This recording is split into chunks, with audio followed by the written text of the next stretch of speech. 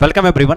आज हम समझेंगे DSSB के एग्जामिनेशन में एज रिलैक्सेशन किस किस तरह से किसको किसको मिलती है। जी हाँ, आप लोगों ने सही देखा है कि 43 और 45 एज वाले भी फॉर्म भर सकते हैं। कैसे भर सकते हैं, कौन कौन भर सकता है, कितना रिलैक्सेशन आपको मिलेगा, क्या आपको सीटेट 90 ले आना है या सीटेट में 90 नहीं है 82 है तो भी आपका काम चलेगा, ये सब हम यहां पर डिटेल में समझने वाले हैं। तो देखिए, सबसे पहली चीज जो मैं आपको समझाता हूं कि DSSB एक है हमारा ऐसा परीक्षा, या कह सकते हो कि दिल्ली में होता है। तो दिल्ली में होने के नाते ये यूनियन टेरिटरी है, उसके अंदर अदर स्टेट वाले और दिल्ली वाले दोनों के दोनों क्या कर सकते हैं, भर सकते हैं। समझेंगे। देखिए, अनरिजर्व्ड वो चाहे अदर स्टेट के हों चाहे दिल्ली के हों, इन दोनों लोगों के लिए चीजें जो होने वाली हैं वो बिल्कुल सेम होने वाली। सबसे पहली चीज, हम एक एक टॉपिक पे बात करते चलेंगे। जैसे अगर हम बात करें अनरिजर्व्ड के बारे में, तो अब ये चाहे दिल्ली के लिए, चाहे दिल्ली से कोई लोग हों या फिर कहीं से भी हों, अगर वो अनरिजर्व्ड की कैटेगरी में आते हैं तो इनको कोई भी एज रिलैक्सेशन नहीं मिलने वाला है। ये आपको क्लियर हो जाना चाहिए। प्लस साथ में ये भी ध्यान दें कि जो दिल्ली का पेपर होता है जिसमें आपका दो पार्ट होता है, पार्ट ए और पार्ट बी। ठीक है, पार्ट ए और पार्ट बी, इन दोनों पार्ट में आपको 40% पासिंग मार्क लाना होता है। तो बिल्कुल आपको लाना पड़ेगा, चाहे आप दिल्ली से रहें या फिर आप अदर स्टेट से रहें, अगर आप अनरिजर्व कैटेगरी में आते हैं। ठीक है, पार्ट बी। दूसरा चीज है कि यहां पर आप देख रहे होंगे कि एक सेक्शन लिखा हुआ है, एक सेक्शन ये भी लिखा हुआ है EWS। EWS का एक मतलब होता है कि जो जितनी भी सीट आएगी, मान लो अगर 2000 सीट आती है तो 200 सीट जो होगी वो EWS के लिए वैकेंट रखी जाएगी। मतलब कि इनका एक कोटा फिक्स होता है, कितने परसेंट का, 10% का वो कोटा क्या होता है, फिक्स होता है, जो कि वैकेंट रखी जाएगी। एज के बारे में मैं आपको क्लियरली बता देना चाहता हूं कि जिस तरह से अगर एज लिखी हुई है 21 से 30, तो आप चाहे जिस स्टेट के रहोगे इसी एज रिलैक्सेशन के अंदर आप फाइट करोगे, इसी एज में आप भरोगे। सेकेंड थिंग, यहां जो मैंडेटरी चीज है वो ये जाननी है कि अगर आप PWD में आते हैं, ध्यान से सुनिएगा, PWD में आते हैं मतलब पर्सन विथ डिसेबिलिटी, जिसको फिजिकल हैंडीकैप भी लोग बोलते हैं, उस कैटेगरी के अंदर आपको 10 साल की छूट दी जाती है। कितने साल की छूट दी जाती है, 10 साल की। ये चीज यहां नोट कर लीजिए कि आप भले ही अनरिजर्व्ड हो, चाहे जिस स्टेट से बिलोंग करते हो। इसका मतलब अगर आप फिजिकल पर्सन विथ डिसेबिलिटी के केस में आते हैं तो आपकी ये एज 30 से 40 हो जाएगी। क्लियर हो गया। तो यहां पर एक चीज कंफर्म हो गई कि चाहे आप अनरिजर्व्ड हो चाहे EWS हो, अगर आप PWD के अंतर्गत आते हैं, चाहे आपका किसी भी स्टेट में हो, तो आप यहां पर 10 साल का रिलैक्सेशन पाएंगे। सेकंड, ओबीसी की बात कर लेते हैं।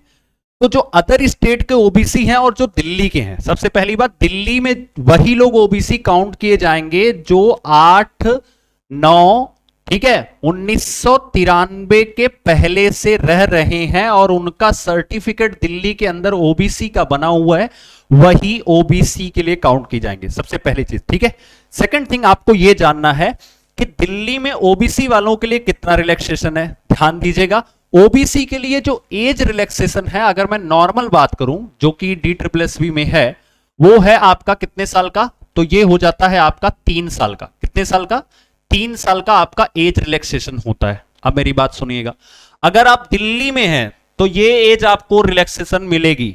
अगर आप दिल्ली से हैं तो ये मिलेगा, अगर आप अदर स्टेट से हैं तो वो नहीं मिलेगा। मतलब आप अनरिजर्व्ड में ही काउंट किए जाएंगे। जिस तरह से यहां पर अनरिजर्व्ड का आपको दिखाया मैंने, इसी तरह से आप काउंट किए जाएंगे। अब सवाल आता है कि सर अगर दिल्ली में ना हो करके हम कहां हैं, देखो मैंने बोला अब अगर आप अदर स्टेट में हैं तो आपका एज जो होगा उसमें कोई रिलैक्सेशन नहीं है, मींस 0 ईयर है। ध्यान से समझिएगा इस बात को, अदर स्टेट वालों के लिए 0 ईयर रिलैक्सेशन है, दिल्ली वालों के लिए 3 साल का रिलैक्सेशन है। अब अगर कोई भी स्टूडेंट PWD भी है, ध्यान से सुनिए, पर्सन विथ डिसेबिलिटी भी है और साथ में वो ओबीसी है, ध्यान से सुनिएगा, साथ में वो ओबीसी है और ये अदर स्टेट से बिलोंग करता है, तो इसको ओबीसी का तो 0 साल का रिलैक्सेशन है, PWD का कितने साल का है, वही चीज मैं आपको दिखाना चाहता हूं। यहां देखो 10 साल का रिलैक्सेशन है। तो इसका मतलब अगर आप इन दोनों कैटेगरी से बिलोंग करते हैं तो आपको 10 साल का एज रिलैक्सेशन मिलेगा। क्लियर हो गई बात। इधर आ जाते हैं, अगर इधर आप पीडब्ल्यूडी और ओबीसी से हैं, इधर आप पीडब्ल्यूडी और ओबीसी से हैं, तो आपको कुल 13 साल का रिलैक्सेशन मिलेगा। इसका मतलब कि अगर आपकी एज फॉर्म के अंदर 21 से 30 दी हुई है, तो आप अगर इस कैटेगरी से बिलोंग करते हैं तो आप 43 साल की एज तक फॉर्म को क्या कर सकते हैं, भर सकते हैं। क्लियर हुआ। मतलब उसके लिए आपको पीडब्ल्यूडी और ओबीसी ये दोनों होना पड़ेगा, और दोनों आप दिल्ली में रहेंगे तब ये इतना आएगा। Very clear. आगे बढ़ जाते हैं। एससी एसटी वाले समझ लें कि अगर वो अदर स्टेट से हैं या दिल्ली से हैं तो उनके लिए क्या सिस्टम है। अब देखो बहुत सिंपल है, अगर आप दिल्ली से हैं तो आपको 5 साल का, कितने साल का, 5 साल का, और अगर आप अदर स्टेट से हैं तो भी आपको 5 साल का एज रिलैक्सेशन है। ध्यान से सुन लीजिएगा, अगर आप अदर स्टेट से हैं तो भी 5 साल का एज रिलैक्सेशन है।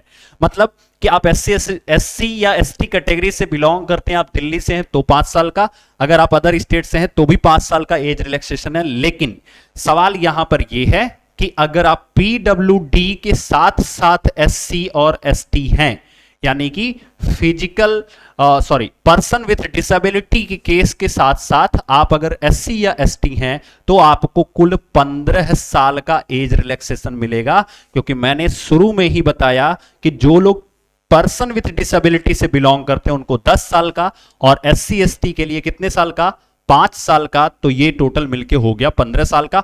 अब इसमें आप चाहे दिल्ली से रहो, चाहे आप अदर स्टेट से रहो, कहीं से भी रहो, आपको इसमें 15 साल का एज रिलैक्सेशन मिलने वाला है। मतलब सीधी बात समझो कि जो स्टूडेंट पीडब्ल्यूडी हैं और एससी और एसटी हैं, तो वो कहीं से भी हो, चाहे अदर स्टेट के हो चाहे दिल्ली से हो, उन्हें 15 साल का छूट मिलने वाली, यानी 30 साल तक का अगर उसमें दिया हुआ है तो आपको वो मिल जाएगा 45 साल तक।